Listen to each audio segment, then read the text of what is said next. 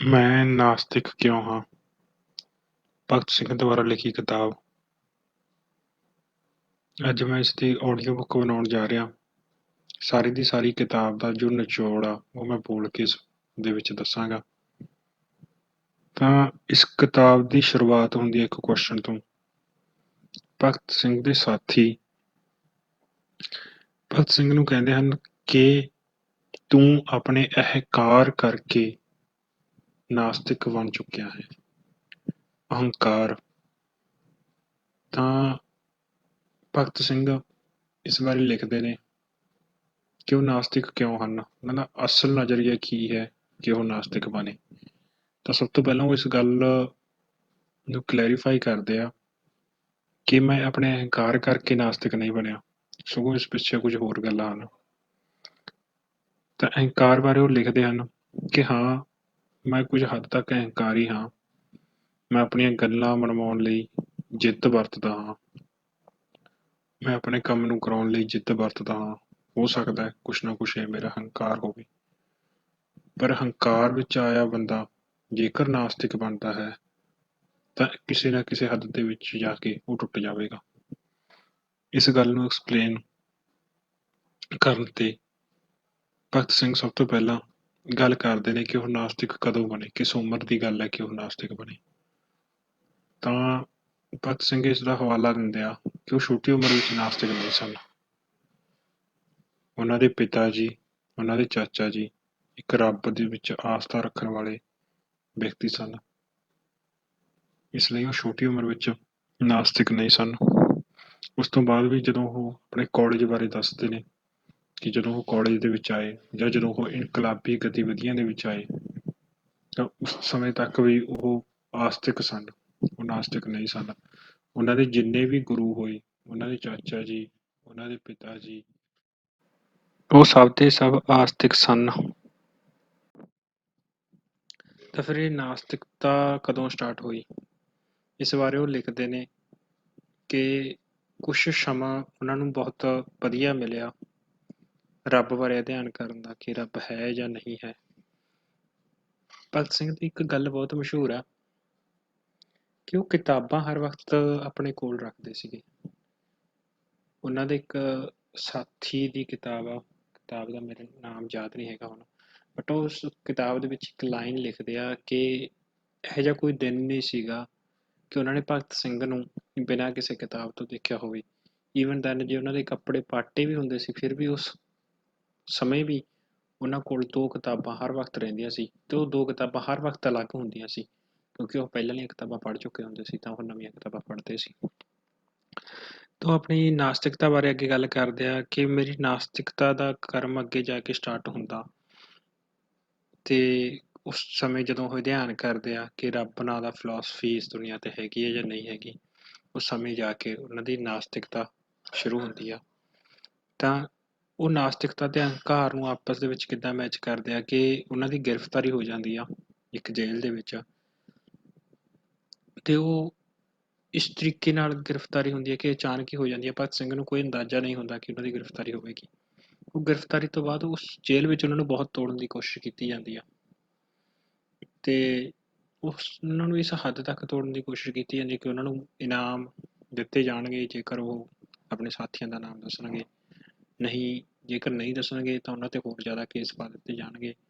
ਹਰੇਕ ਤਰ੍ਹਾਂ ਦੇ ਤਸੀਹੇ ਜਿੰਨੇ ਦਿੱਤੇ ਜਾ ਸਕਦੇ ਭਗਤ ਸਿੰਘ ਨੂੰ ਦਿੱਤੇ ਜਾਂਦੇ ਨੇ। ਤੇ ਉਸ ਸਮੇਂ ਦੇ ਵਿੱਚ ਵੀ ਉਹ ਰੱਬ ਨੂੰ ਕੋਈ ਪ੍ਰਾਰਥਨਾ, ਕੋਈ ਅਰਦਾਸ ਨਹੀਂ ਕਰਦੇ ਆਪਣੀ ਜਾਨ ਲਈ, ਆਪਣੀ ਸਲਾਮਤੀ ਲਈ, ਕਿਸੇ ਵੀ ਚੀਜ਼ ਲਈ। ਹਾਲਾਂਕਿ ਉਹਨਾਂ ਨੂੰ ਉਹਨਾਂ ਦੇ ਜੇਲ੍ਹ ਦੇ ਸਾਥੀ ਦੁਆਰਾ ਕਿਹਾ ਜਾਂਦਾ ਕਿ ਆਖਰੀ ਸਮਾਂ ਪ੍ਰਾਰਥਨਾ ਕਰ ਲੈਣੀ ਚਾਹੀਦੀ ਆ, ਤਾਂ ਵੀ ਉਹ ਪ੍ਰਾਰਥਨਾ ਨਹੀਂ ਕਰਦੇ।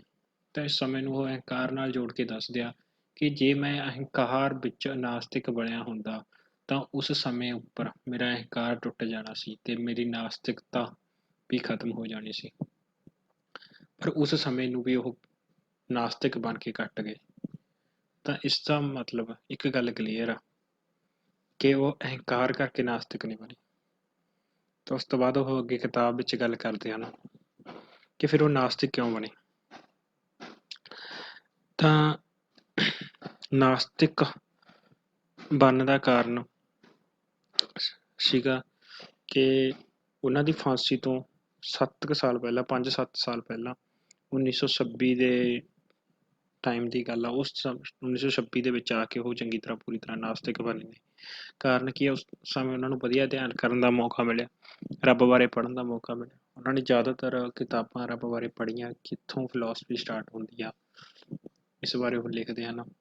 ਕਿ ਉਹਨਾਂ ਨੇ ਆਪਣੀ ਕਿਤਾਬਾਂ ਨੂੰ ਵੀ ਮੈਂਸ਼ਨ ਕਰਦੇ ਨੇ ਇਸ ਕਿਤਾਬ ਦੇ ਵਿੱਚ ਕਿ ਉਹਨਾਂ ਨੇ ਫਲਾਣੀ ਕਿਤਾਬ ਪੜ੍ਹੀ ਤੇ ਫਲਾਣੇ ਰਾਈਟਰ ਦੀ। ਤਾਂ ਉਸ ਤੋਂ ਬਾਅਦ ਉਹ ਇੱਕ ਦੋ ਨਜ਼ਰੀਏ ਵੀ ਦਿੰਦੇ ਨੇ ਅਲੱਗ-ਅਲੱਗ ਵਿਦਵਾਨਾਂ ਦੇ ਰੱਬ ਬਾਰੇ, ਤੇ ਇਹ ਵੀ ਦੱਸਦੇ ਨੇ ਕਿ ਉਹ ਕਿਹਨਾਂ ਨਾਲ ਸਹਿਮਤ ਹਨ ਜਾਂ ਕਿਹਨਾਂ ਨਾਲ ਸਹਿਮਤ ਨਹੀਂ ਹਨ। ਤਾਂ ਉਸ ਸਮੇਂ ਤੇ ਇੱਕ ਬਹੁਤ ਵਧੀਆ ਕੁਐਸਚਨ ਦਿਮਾਗ ਦੇ ਵਿੱਚ ਆਉਂਦਾ ਕਿ ਜੇ ਰੱਬ ਨਹੀਂ ਹੈ ਦੁਨੀਆ ਤੇ ਤਾਂ ਲੋਕ ਇੰਨਾ ਮੰਨਦੇ ਕਿਉਂ ਨੇ, ਸਾਰੀ ਦੁਨੀਆ ਨੂੰ ਕਿਉਂ ਮੰਨ ਰਹੀ ਆ, ਇਹ ਫਿਲਾਸਫੀ ਕਿੱਦਾਂ ਡਿਵੈਲਪ ਹੋ ਗਈ। ਇਹ ਕੁਐਸਚਨ ਵੀ ਉਹ ਬੁੱਕ ਦੇ ਵਿੱਚ ਕਰਦੇ ਆ।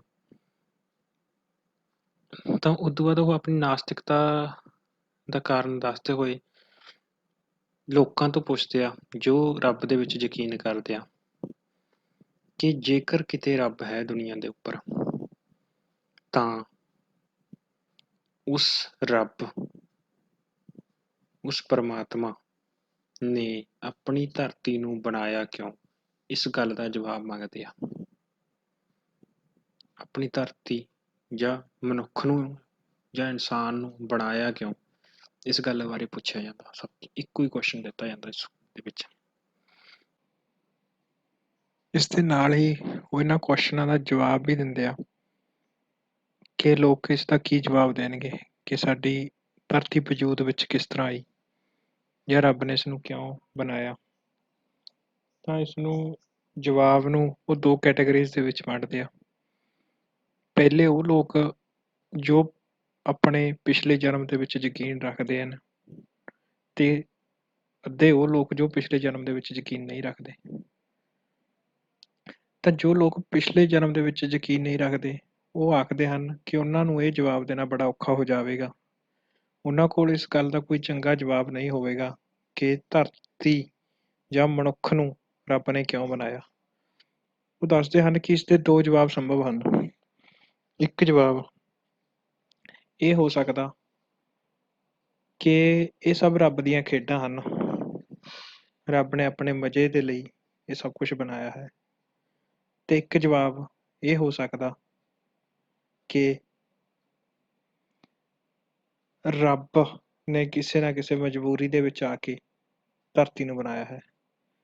ਤਾਂ ਉਹ ਇਹਨਾਂ ਦਾ ਜਵਾਬ ਵੀ ਦਿੰਦੇ ਨੇ ਅੱਗੋਂ ਕਿ ਜੇਕਰ ਰੱਬ ਨੇ ਸਾਨੂੰ ਕਿਸੇ ਨਾ ਕਿਸੇ ਮਜਬੂਰੀ ਦੇ ਵਿੱਚ ਬਣਾਇਆ ਹੈ ਤਾਂ ਉਹ ਰੱਬ ਨਹੀਂ ਹੋ ਸਕਦਾ।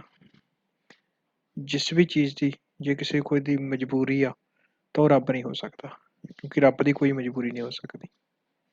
ਤੇ ਜੇਕਰ ਉਹਨੇ ਸਾਨੂੰ ਖੇਡ ਲਈ ਬਣਾਇਆ ਹੈ ਤਾਂ ਉਹ ਅੱਗੋਂ ਇਸ ਗੱਲ ਦਾ ਵੇਰਵਾ ਦਿੰਦੇ ਆ ਕਿ ਧਰਤੀ ਤੇ ਕਿੰਨੇ ਹੀ ਦੁੱਖ ਹਨ, ਲੱਖਾਂ ਦੁੱਖ ਹਨ, ਕਰੋੜਾਂ ਲੋਕ ਮਾਰੇ ਜਾ ਰਹੇ ਹਨ, ਕਿੰਨਿਆਂ ਨਾਲ ਅਤਿਆਚਾਰ ਹੋ ਰਹੇ ਹਨ। ਉਹ ਉਸ ਟਾਈਮ ਦੇ ਬ੍ਰਿਟਿਸ਼ ਟਾਈਮ ਦੀ ਗੱਲ ਕਰਦੇ ਨੇ ਕਿ ਧਰਤੀ ਤੇ ਕਿੰਨੇ ਲੋਕਾਂ ਨਾਲ ਹੀ ਅਤਿਆਚਾਰ ਹੋ ਰਹੇ ਹਨ। ਤੇ ਇਸ ਦਾ ਕੰਪੈਰੀਜ਼ਨ ਕਰਦੇ ਨੇ ਕਿ ਚੰਗੇਜ਼ ਖਾਨ ਵਰਗੇ ਜੋ ਇਤਿਹਾਸ ਦੇ ਵਿੱਚ ਹੋਏ ਨੇ, ਉਹਨਾਂ ਨੇ ਸਿਰਫ ਹਜ਼ਾਰਾਂ ਕੁ ਲੋਕਾਂ ਨੂੰ ਮਾਰਿਆ ਸੀ ਤੇ ਕੁਛ ਕੁ ਨੂੰ ਜ਼ਖਮੀ ਕੀਤਾ ਸੀ ਜਾਂ ਮਾਰਿਆ ਸੀ। ਉਹਨਾਂ ਨੂੰ ਆਪਾਂ ਇੱਕ ਰਾਖਸ਼ ਮੰਨਦੇ ਹਾਂ ਕਿ ਉਹਨਾਂ ਨੇ ਹਜ਼ਾਰਾਂ ਲੋਕਾਂ ਨੂੰ ਮਾਰ ਦਿੱਤਾ। ਇਸ ਤੋਂ ਬਿਨਾਂ ਉਹ ਇੱਕ ਦੋ ਹੋਰ ਇੱਦਾਂ ਦੇ ਚੰਗੇਜ਼ ਖਾਨ ਵਰਗੇ ਦੀਆਂ ਐਗਜ਼ਾਮਪਲਾਂ ਦਿੰਦੇ ਹਨ। ਤਾਂ ਫਿਰ ਉਹ ਕਹਿੰਦੇ ਹਨ ਕਿ ਜੇ ਰੱਬ ਨੂੰ ਇਹ ਸਭ ਵਧੀਆ ਲੱਗਦਾ ਹੈ, ਅਤਿਆਚਾਰ ਹੋਣਾ, ਇਹ ਕਿਸੇ ਨਾਲ ਜ਼ੁਲਮ ਹੋਣਾ, ਜੇਕਰ ਰੱਬ ਨੂੰ ਵਧੀਆ ਲੱਗਦਾ ਹੈ ਤਾਂ ਫਿਰ ਉਹ ਰੱਬ ਕਿਵੇਂ ਹੋਇਆ, ਉਹ ਚੰਗਾ ਕਿਵੇਂ ਹੋਇਆ, ਉਹ ਰਾਖਸ਼ ਕਿਉਂ ਨਾ ਹੋਇਆ। ਤਾਂ ਇਹ ਦੋ ਜਵਾਬ ਇਹ ਉਹਨਾਂ ਲਈ ਦਿੰਦੇ ਹਨ ਜੋ ਪੁਰਾਤਨ ਜਨਮ ਵਿੱਚ ਯਕੀਨ ਨਹੀਂ ਰੱਖਦੇ ਤੇ ਉਹਨਾਂ ਦੇ ਜਵਾਬਾਂ ਨੂੰ ਵੀ ਅੱਗੋਂ ਦੱਸਦੇ ਨੇ ਕਿ ਉਹ ਕਿਸ ਤਰ੍ਹਾਂ ਦੇ ਜਵਾਬ ਹੋਣਗੇ ਤੇ ਕੀ ਉਹ ਠੀਕ ਹੋਣਗੇ ਜਾਂ ਨਹੀਂ। ਉਸ ਤੋਂ ਬਾਅਦ ਉਹ ਆਉਂਦੇ ਨੇ ਕਿ ਉਹ ਲੋਕ ਜੋ ਪੁਰਾਤਨ ਜਨਮ ਦੇ ਵਿੱਚ ਯਕੀਨ ਰੱਖਦੇ ਨੇ ਤਾਂ ਉਹ ਕਹਿੰਦੇ ਨੇ ਕਿ ਕੁਛ ਕੁ ਲੋਕ ਕਹਿ ਸਕਦੇ ਆ ਕਿ ਅਸੀਂ ਪੁਰਾਤਨ ਜਨਮ ਦੇ ਵਿੱਚ ਕੋਈ ਨਾ ਕੋਈ ਜੇਕਰ ਚੰਗੇ ਕਰਮ ਕਰੇ ਹੁੰਦੇ ਆ ਤਾਂ ਸਾਨੂੰ ਇਨਸਾਨੀ ਜੀਵਨ ਮਿਲਦਾ, ਤੇ ਜੇ ਮਾੜੇ ਕੰਮ ਕਰੇ ਹੁੰਦੇ ਆ ਤਾਂ ਸਾਨੂੰ ਕੋਈ ਵੀ ਕੀੜੇ ਮਕੌੜੇ ਦੀ, ਬਿੱਲੀ ਦੀ, ਜੋ ਕਿਸੇ ਧਰਮ ਦੇ ਵਿੱਚ 84 ਲੱਖ ਜੁਨੀਆਂ ਦੱਸਿਆ ਜਾਂਦਾ, ਉਹ 84 ਲੱਖ ਆਪਸ਼ਨਾਂ ਦੇ ਵਿੱਚੋਂ ਕਿਸੇ ਨਾ ਕਿਸੇ ਦੇ ਵਿੱਚ ਜ਼ਿੰਦਗੀ ਦੇ ਦਿੱਤੀ ਜਾਂਦੀ ਹੈ। ਜੇਕਰ ਅਸੀਂ ਚੰਗੇ ਕੰਮ ਕਰੇ ਹੁੰਦੇ ਆ ਤਾਂ ਅਸੀਂ ਇਨਸਾਨ ਦੇ ਰੂਪ ਵਿੱਚ ਆਉਂਦੇ ਹਾਂ। ਤਾਂ ਜੇ ਸਾਰੇ ਦੇ ਸਾਰੇ ਚੰਗੇ ਇਨਸਾਨਾਂ ਨੇ ਜੇਕਰ ਕੰਮ ਚੰਗੇ ਕਰੇ ਸੀ ਤਾਂ ਉਹ ਇਨਸਾਨ ਦੇ ਰੂਪ ਵਿੱਚ ਆਏ, ਤਾਂ ਹੁਣ ਉਹ ਇਨਸਾਨ ਦੇ ਰੂਪ ਵਿੱਚ ਜੇਕਰ ਉਹ ਗਰੀਬ ਬਣ ਕੇ ਆਉਂਦੇ ਹਨ ਤਾਂ ਕੀ ਉਹ ਅੱਗੇ ਚੰਗੇ ਕੰਮ ਕਰ ਸਕਦੇ ਹਨ? ਇੱਕ ਗਰੀਬ ਬੰਦਾ ਜਿਸ ਕੋਲ ਖਾਣ ਨੂੰ ਰੋਟੀ ਨਹੀਂ ਹੈ, ਉਸ 'ਤੇ ਅਤਿਆਚਾਰ ਹੋ ਰਿਹਾ ਹੈ, ਤਾਂ ਉਹ ਕਿੰਨਾ ਕੁ ਸਮਾਂ ਚੰਗਾ ਕੰਮ ਕਰ ਲਵੇਗਾ? ਤਾਂ ਉਸਦੇ ਮਾੜੇ ਕਰਮ ਹੋਣਗੇ, ਜੇ ਮਾੜੇ ਕਰਮ ਹੋਣਗੇ ਤਾਂ ਉਸਨੂੰ ਦੁਬਾਰਾ ਫਿਰ ਕਿਸੇ ਮਾੜੀ ਜੂਨੀ ਦੇ ਵਿੱਚ ਜਨਮ ਮਿਲੇਗਾ। ਤੇ ਸਭ ਲਈ ਜ਼ਿੰਮੇਵਾਰ ਕੌਣ ਹੋਇਆ? ਸਭ ਲਈ ਜ਼ਿੰਮੇਵਾਰ ਰੱਬ ਨਾ ਹੋਇਆ? ਉਸ ਕੁਐਸਚਨ ਨੂੰ ਉਠਾਉਂਦੇ ਨੇ ਤੇ ਇਸ ਤਰੀਕੇ ਦੇ ਹੋਰ ਬਹੁਤ ਕੁਐਸਚਨ ਕਰਦੇ ਨੇ। ਇਸ ਤਰੀਕੇ ਨਾਲ ਉਹ ਆਪਣੀ ਕਿਤਾਬ ਦਾ ਪੂਰਾ ਕਰਦੇ ਹੋਏ ਇਹ ਗੱਲ ਲਿਖਦੇ ਆ ਕਿ ਉਹ ਨਾਸਤਿਕ ਬਣੇ, ਜਿਸਦੇ ਇਹ ਦੋ ਉੱਪਰਲੇ ਕਾਰਨ ਸਨ। ਇਸ ਤੋਂ ਬਿਨਾਂ ਉਹਨਾਂ ਨੇ ਕਿਹਾ ਕਿ ਹਲੇ ਉਹਨਾਂ ਕੋਲ ਅਧਿਐਨ ਦੀ ਘਾਟ ਹੈ। ਉਹਨਾਂ ਨੇ ਏਸ਼ੀਆਈ ਲੋਕਾਂ ਦਾ ਜਿਹੜਾ ਰੱਬ ਦਾ ਫਿਲਾਸਫੀ ਆ ਉਸ ਬਾਰੇ ਥੋੜ੍ਹਾ ਜਿਹਾ ਘੱਟ ਅਧਿਐਨ ਕੀਤਾ ਹੈ, ਪਰ ਜ਼ਿਆਦਾਤਰ ਅਧਿਐਨ ਜੋ ਵੀ ਉਹਨਾਂ ਨੇ ਕੀਤਾ ਹੈ ਕਿ ਰੱਬ ਦੀ ਫਿਲਾਸਫੀ ਹੈ ਜਿਹੜੀ ਉਹ ਯੂਨੀਵਰਸਲ ਹੋ ਗਈ। ਉਹਨਾਂ ਨੇ ਇਸ ਵਿੱਚ ਜਵਾਬ ਵੀ ਦਿੱਤੇ ਹਨ ਕਿ ਕਿਸ ਤਰ੍ਹਾਂ ਪ੍ਰਿਥਵੀ ਬਣੀ, ਹਿਊਮਨਸ ਕਿਸ ਤਰ੍ਹਾਂ, ਮਨੁੱਖ ਕਿਸ ਤਰ੍ਹਾਂ ਧਰਤੀ ਦੇ ਉੱਪਰ ਆਏ। ਇਹ ਸਭ ਜਵਾਬ ਵੀ ਉਹਨਾਂ ਨੇ ਦਿੱਤੇ ਹਨ ਤੇ ਸਭ ਜਵਾਬਾਂ ਦੀ ਕੋਈ ਨਾ ਕੋਈ ਉਦਾਹਰਨ ਉਹਨਾਂ ਨੇ ਕਿਸੇ ਨਾ ਕਿਸੇ ਕਿਤਾਬ ਦੇ ਵਿੱਚ ਦਿੱਤੀ ਹੋਈ ਹੈ ਕਿ ਜਿਸ ਤਰ੍ਹਾਂ ਕਿ ਚਾਰਲਸ ਡਾਰਵਿਨ ਦਾ ਰੂਲ ਹੈ, ਉਹ ਐਗਜ਼ਾਮਪਲ ਵੀ ਉਹਨਾਂ ਨੇ ਬੁੱਕ ਦੇ ਵਿੱਚ ਲਿਖੀ ਹੋਈ ਹੈ। ਤਾਂ ਸਭ ਤੋਂ ਇਹ ਨਤੀਜਾ ਕੱਢਿਆ ਜਾ ਸਕਦਾ ਕਿ ਭਗਤ ਸਿੰਘ ਬਹੁਤ ਜ਼ਿਆਦਾ ਕਿਤਾਬਾਂ ਪੜ੍ਹਨ ਵਾਲੇ ਬੰਦੇ ਸੀ, ਇਨਸਾਨ ਸੀ। ਤੇ ਉਹਨਾਂ ਦੀ ਰੌਚਿਕਤਾ ਕਿਤਾਬਾਂ ਦੇ ਵਿੱਚ ਕਿੰਨੀ ਜ਼ਿਆਦਾ ਸੀ, ਅਸੀਂ ਉਹਨਾਂ ਦੇ ਦੋਸਤ ਦੀ ਇੱਕ ਕਿਤਾਬ ਤੋਂ ਦੇਖ ਸਕਦੇ ਹਾਂ। ਇਸ ਤੋਂ ਬਿਨਾਂ ਇਹ ਵੀ ਦੇਖ ਸਕਦੇ ਹਾਂ ਕਿ ਜਦੋਂ ਉਹ ਹਰ ਇੱਕ ਗੱਲ ਦਾ ਜਵਾਬ ਦਿੰਦੇ ਨੇ ਤਾਂ ਉਹ ਹਰ ਇੱਕ ਕਿਤਾਬ ਨੂੰ ਉੱਥੇ ਮੈਂਸ਼ਨ ਕਰਦੇ ਨੇ ਕਿ ਉਹ ਇਹ ਗੱਲ ਕਿਉਂ ਕਹਿ ਰਹੇ ਨੇ। ਤਾਂ ਇਸ ਤੋਂ ਪਤਾ ਲੱਗਦਾ ਕਿ ਉਹ ਕਿੰਨੇ ਜ਼ਿਆਦਾ ਪੜ੍ਹਨ ਵਾਲੇ ਇਨਸਾਨ ਹੋਣਗੇ। ਤਾਂ ਜਿਹੜੀ ਤਸਵੀਰ ਸਾਡੇ ਮਨ ਦੇ ਵਿੱਚ ਭਗਤ ਸਿੰਘ ਦੀ ਬਣਾ ਦਿੱਤੀ ਗਈ ਹੈ ਕਿ ਉਹ ਹਮੇਸ਼ਾ ਪਿਸਤੌਲ ਰੱਖਦੇ ਸੀ, ਲੜਾਈ ਦੇ ਵਿੱਚ ਯਕੀਨ ਰੱਖਦੇ ਸੀ, ਇਹ ਗੱਲ ਨੂੰ ਵੀ ਉਹ ਮੈਂਸ਼ਨ ਕਰਦੇ ਨੇ ਬੁੱਕ ਦੇ ਵਿੱਚ ਕਿ ਅਹਿੰਸਾ ਜ਼ਿੰਦਗੀ ਦੇ ਵਿੱਚ ਜ਼ਰੂਰੀ ਹੈ। ਕਿਸੇ ਵੀ ਅੰਦੋਲਨ ਦੇ ਲਈ ਅਹਿੰਸਾ ਜ਼ਰੂਰੀ ਹੁੰਦੀ ਹੈ, ਪਰ ਜਦੋਂ ਇੱਕ ਹੱਦ ਤੋਂ ਉੱਪਰ ਜ਼ੁਲਮ ਵੱਧ ਜਾਂਦਾ ਹੈ ਤਾਂ ਹਥਿਆਰ ਚੱਕਣਾ ਜ਼ਰੂਰੀ ਹੁੰਦਾ। ਉਸ ਤੋਂ ਪਹਿਲਾਂ ਹਥਿਆਰ ਚੱਕਣ ਦੀ ਕੋਈ ਜ਼ਰੂਰਤ ਨਹੀਂ ਹੁੰਦੀ। ਉਹ ਅਹਿੰਸਾ ਦੇ ਵਿੱਚ ਵਿਸ਼ਵਾਸ ਰੱਖਦੇ ਹਨ। ਇਸ ਗੱਲ ਨੂੰ ਵੀ ਉਹ ਕਿਤਾਬ ਦੇ ਵਿੱਚ ਮੈਂਸ਼ਨ ਕਰਦੇ ਨੇ। ਤਾਂ ਅਖੀਰ 'ਤੇ ਹੀ ਕਹਿਣਾ ਚਾਹੂੰਗਾ, ਮੇਰੇ ਇੱਕ ਦੋਸਤ ਨੇ ਲਿਖਿਆ ਸੀ ਕਿ ਕਿਤਾਬਾਂ ਚੁੱਕੋ, ਹਥਿਆਰ ਨੂੰ ਛੱਡੋ, ਕਿਉਂਕਿ ਭਗਤ ਸਿੰਘ ਪੜ੍ਹਦਾ ਵੀ ਸੀ। ਤਾਂ ਅੱਜ ਲੋੜ ਆ ਪੜ੍ਹਨ ਦੀ। ਸਾਡੇ ਸਾਰੇ ਨਵੇਂ ਮੁੰਡਿਆਂ ਨੂੰ, ਕੁੜੀਆਂ ਨੂੰ, ਜੋ ਵੀ ਨੇ, ਜੋ ਵੀ ਵੱਧ ਤੋਂ ਵੱਧ ਪੜ੍ਹ ਸਕਦੇ ਨੇ ਭਗਤ ਸਿੰਘ ਬਾਰੇ, ਸਾਡੇ ਇਤਿਹਾਸ ਬਾਰੇ, ਤਾਂ ਕਿ ਸਾਡਾ ਦੇਸ਼ ਇੱਕ ਚੰਗੇ ਰਾਹ ਉੱਪਰ ਚੱਲ ਸਕੇ, ਨਾ ਕਿ ਸਿਰਫ ਕਹੀਆਂ ਕਹਾਈਆਂ ਗੱਲਾਂ 'ਤੇ ਯਕੀਨ ਰੱਖ ਸਕੇ। ਜਵਾਨੀ ਉਹੀ ਹੁੰਦੀ ਹੈ ਜੋ ਆਪਣੇ ਰਾਹ ਆਪ ਬਣਾਉਂਦੀ ਆ। ਸੋ ਆਪਣੇ ਰਾਹ ਆਪ ਬਣਾਓ ਜਿਸ ਤਰ੍ਹਾਂ ਭਗਤ ਸਿੰਘ ਨੇ ਬਣਾਏ ਸਨ।